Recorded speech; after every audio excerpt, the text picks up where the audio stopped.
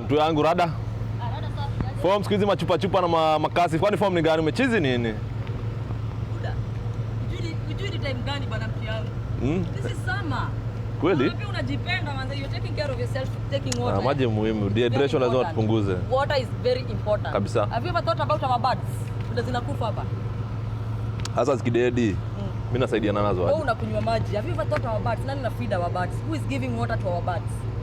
Ndio na make sense. Unaka ukweli fulani hapo. Nakwambia hii summer activity during this COVID-19. Unafanyaje? Hebu weke na rada. Okota hizi mabottles. Recycle. Nasikiaga ku recycle. So don't throw these bottles. Unakam nayo? Unaikata. So ukishaikata half, acha nikuoneshe. Nataka kupeleka na step by step what we do, okay? Hebu niweke na rada. What you need to do, if you have this bottle, you just need to cut it half, okay?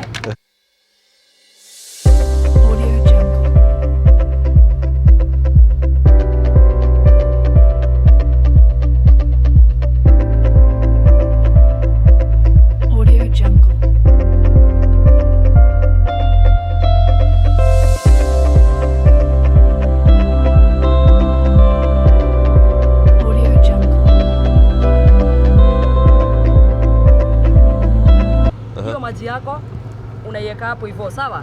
And then unachukua mchele. You have rice in your house, right? Huwezi kosa vitu kama maunga. You can mix your flour, you can put rice here. Unachanganya? You mix, okay? You can put anything you have, Alafu ukitoka kwa hao every day, make sure you just leave it behind your window. Outside? Outside your window, just put it outside there. Alafu birds zitakuwa zinakunywa. So and because it's summertime, make sure maybe afternoon if you're around in the house, change the water, put some new water.